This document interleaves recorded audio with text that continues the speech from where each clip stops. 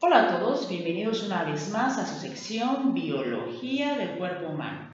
En esta ocasión platicaremos acerca de la menopausia.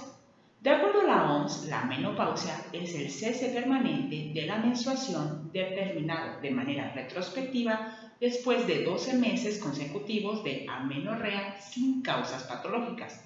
Es decir, nosotros terminamos de menstruar, contamos un año y si en ese año no hemos menstruado, entonces ya estamos en la menopausia. Pero antes de llegar a la menopausia, pasaremos por un periodo de cambios. A ese periodo se le llama climaterio. Climaterio viene del griego climater, que significa peldaños o escalones. Es decir, vamos a hacer una transición desde la etapa reproductiva hasta la etapa no reproductiva. Y esa tendrá un año antes y un año después de la menopausia de duración. La menopausia se presenta en la mayoría de las mujeres entre los 45 y los 55 años. En México, que es donde yo vivo, aparece en promedio a los 48 años. Pero para platicar de la menopausia tendremos que conocer primero nuestro ciclo menstrual, así que vamos a conocerlo. Iniciamos con el ciclo endometrial. Vamos a describir lo que pasa en nuestro útero. Esta imagen está representando la pared uterina. Al inicio del ciclo menstrual, que es el primer día que menstruamos, o sea, que sangramos, la cantidad de estrógenos es muy baja. Por eso el endometrio, es decir, el recubrimiento del útero, se desprende y esa sangre es el endometrio. El hipotálamo manda una señal a la hipófisis y la hipófisis manda la FSH hacia los ovarios. En los ovarios hay unas bolsitas que se llaman folículos. Estos folículos son los que contienen los óvulos. Muchos folículos empiezan a madurar al mismo tiempo, pero al final solo uno es el que logra la maduración completa y por lo tanto la liberación del óvulo, a lo que se le conoce como ovulación. El folículo, o sea, la ruedita donde venía guardado el óvulo, produce, cuando ya está maduro, los estrógenos. Entonces la pared uterina va a empezar a aumentar a la espera de recibir un bebé. Regresemos a qué está pasando en el ovario. Después de que se liberaron los estrógenos y se libera el óvulo, el folículo se vuelve a cerrar. A esta fase, con el folículo cerrado, se le conoce como fase lútea, porque este folículo cerrado se va a conocer como cuerpo lúteo. El cuerpo lúteo va a producir progesterona, lo que va a afianzar las paredes del útero. Pero entonces, ¿qué pasa en la menopausia? De manera normal, la hipófisis, les comentaba, está mandando la hormona folículo estimulante al ovario para producir todos esos pasos que ya les expliqué. Y de manera normal, el ovario regresa la molécula inhibina. Y entonces, de esta manera, la hipófisis ya no sigue mandando la hormona folículo estimulante. Y así pueden continuar todos los pasos del ciclo normal. Pero en la menopausia no se manda tanta inhibina.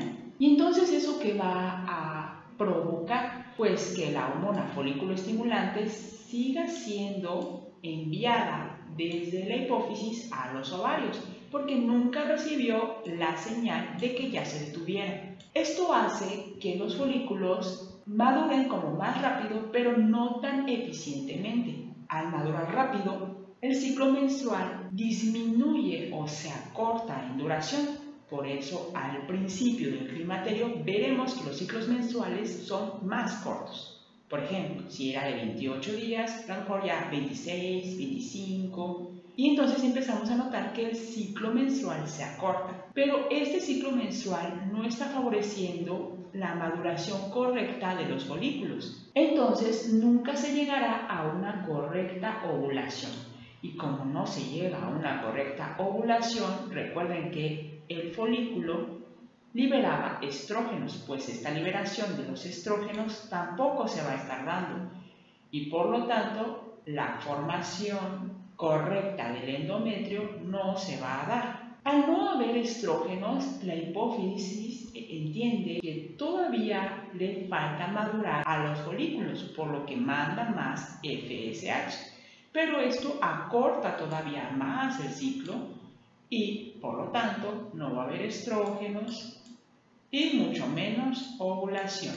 Esta no es la única consecuencia. Dentro de los estrógenos hay varios. El que normalmente se produce con mayor cantidad en la etapa reproductiva es el estradiol. Pero las células de los ovarios ya no tienen tanto de una enzima que se llama aromatasa y por lo tanto ya no van a producir tanto estradiol, sino que ahora van a producir estrona. La estrona no funciona tan bien como el estradiol y provoca que los ciclos sean anovulatorios, es decir, que no haya ovulación. Al no haber ovulación, el folículo no producirá la progesterona y esto ocasionará que haya más sangrado, a lo que se le llama hipermenorrea. Pero los cambios no son nada más a nivel sexual. Las hormonas regulaban muchas otras cosas dentro de nuestro cuerpo. Por ejemplo, aumenta el riesgo de enfermedad cardiovascular. ¿Por qué? Bueno, existen varios factores. El estradiol, para empezar, promovía la producción de óxido nítrico y prostaciclina, lo que promovía la vasodilatación, es decir, que nuestros vasos sanguíneos se agrandaran y por lo tanto fluyera más fácilmente la sangre, pues al no haber el estradiol no se produce tanto óxido nítrico, los vasos no se dilatan, sino que más bien estarán constreñidos, la sangre no fluirá tan fácilmente y esto aumenta la presión sanguínea. Es como disminuir el calibre de la manguera del agua y entonces sale con mayor presión. Además, a nivel del hígado nos afecta porque el hígado se encargaba de producir adecuadamente unas moléculas que se llaman lipoproteínas, que son como bolitas que transportan las grasas a través de nuestro cuerpo. Existen diferentes lipoproteínas, las llamadas HDL, que son las lipoproteínas buenas porque tienen una menor cantidad de lípidos y una mayor cantidad de proteínas, y las LDL, que son llamadas malas porque tienen una gran cantidad de lípidos o grasas. Este cambio hormonal produce que el hígado ya no esté fabricando tantas HDL y además no esté degradando, o sea, deshaciéndose de las LDL. Entonces, no estamos produciendo de las buenas y no nos estamos deshaciendo de las malas. Otro efecto de esta disminución del estradiol es la resistencia a la insulina. Quiere decir que la insulina, esa hormona que se necesita para que la glucosa de los alimentos entre en las células, no va a funcionar tan bien y eso aumentará nuestra glucosa en la sangre y eso puede provocar la aparición de diabetes. Otra de las cosas que van a aumentar tras la menopausia es la posibilidad de tener osteoporosis, porque el estradiol frenaba la resorción ósea, es decir, la desintegración del hueso. A nivel del aparato genitourinario también habrá cambios. Por ejemplo, no se formarán todas las capas celulares del epitelio vaginal. Disminuirá el colágeno, la vascularización, es decir, cuántos vasos sanguíneos llegan a este sitio, y la secreción, por lo que se puede provocar dispareunia, es decir, que nos duela al realizar el coito. La uretra también se verá afectada y es lo que provoca la incontinencia urinaria. Los cambios psicológicos se deben a que los niveles de serotonina disminuyen en la menopausia. Esta disminución de la serotonina alterará el ciclo del sueño y vigilia, disminuirá la libido y aumentará la labilidad emocional, es decir, nuestros cambios de humor serán más frecuentes. Otro de los cambios son los bochornos. ¿Por qué se provocan? Bueno, pues al haber menos cantidad de serotonina, las células producen más receptores de serotonina, digamos. No está habiendo mucho de ese neurotransmisor, entonces queremos captar lo poquito que haya. Pero este aumento en los receptores de serotonina afectan al centro de termorregulación en el hipotálamo y es lo que ocasiona los bochornos. Entonces, ¿qué podemos hacer al respecto? Tal vez podemos pensar que si la disminución de las hormonas es lo que está ocasionando todo esto, las hormonas son la solución, pero eso no es así.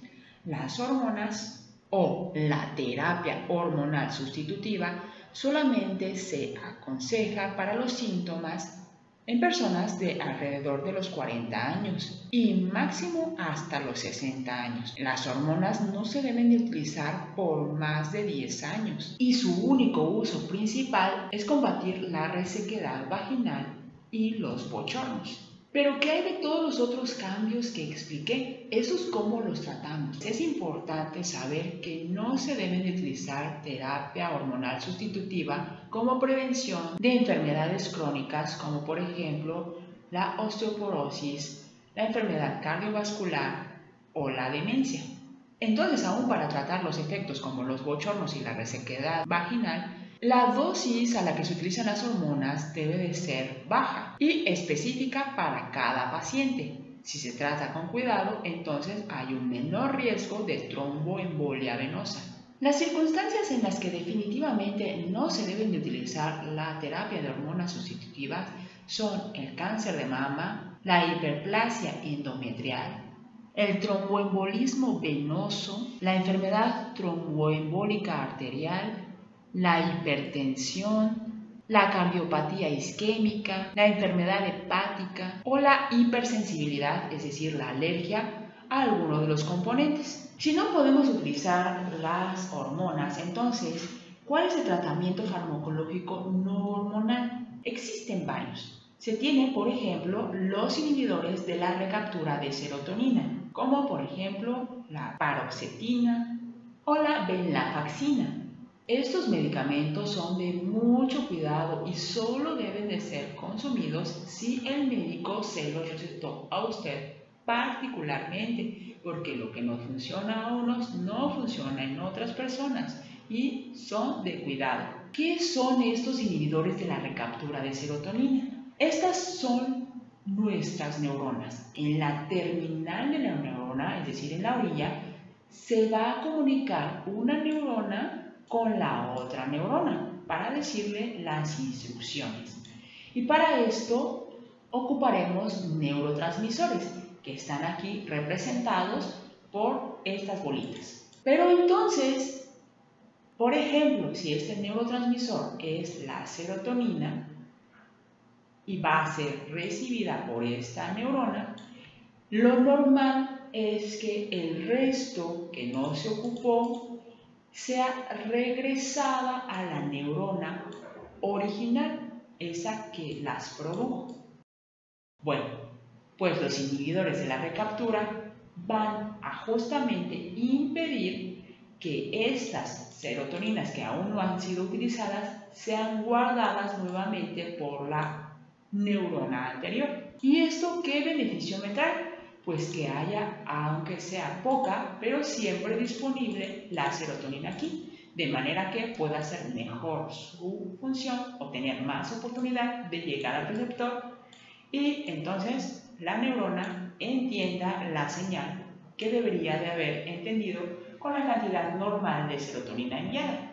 Estos inhibidores de la recaptura de serotonina pueden disminuir la frecuencia con la que se presentan los bochornos y mejoran la sintomatología relacionada con eventos depresivos, es decir, ya no estaremos tan deprimidas ni tendremos tanta labilidad emocional. ¿Qué otro fármaco tal vez nos recete el médico? Por ejemplo, la gabapentina, pero otra vez, eso depende del paciente en particular. La gabapentina es un agonista, es decir, ayuda al ácido gamma-aminobutírico. El ácido gamma-aminobutírico es el principal neurotransmisor inhibidor en el sistema nervioso central y esto disminuirá la intensidad de los bochornos. Pero no todos son pastillas, también hay cosas naturales que podemos hacer. Por ejemplo, disminuir el consumo de grasas saturadas, evitar el consumo de azúcares refinados, aumentar entonces la ingesta de fibra, tomar agua, consumir una adecuada cantidad de calcio y vitamina D. Controlar nuestro peso e índice de masa corporal haciendo ejercicio. Se recomienda el ejercicio aeróbico por lo menos 30 minutos 3 veces a la semana. Debemos evitar el alcohol y las bebidas que tengan cafeína. No debemos fumar, pero podemos consumir en lugar de hormonas en pastillas, fitoestrógenos, es decir, estrógenos que nos encontramos en los alimentos, por ejemplo, en la linaza, en las semillas de girasol, en el camote, en la soya. En la descripción les voy a dejar recetas sabrosas de estos alimentos para que podamos aprovecharlos. Hasta aquí nuestra explicación acerca de la menopausia. Si ustedes tienen alguna duda, me la pueden dejar en los comentarios y nos vemos en la próxima. Chao.